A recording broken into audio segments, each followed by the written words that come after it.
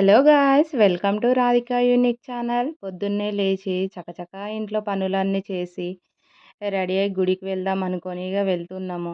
నేను నా ఇద్దరు తమ్ముళ్ళు కలిసి గుడికి వెళ్తా ఉంటే దేవుడు కూడా మమ్మల్ని చూసి ఆశ్చర్యపోయినట్టు, అరే ఎన్నళ్ళేంది వీళ్ళు కూడా నా గుడికి వస్తున్నారేంట్రా అని. అంతలోనే తమ్ముడు కొబ్బరికాయ తీసుకున్నాడు. ఏ కొబ్బరికాయ తీసుకొని గుడికి వెళ్తున్నాము.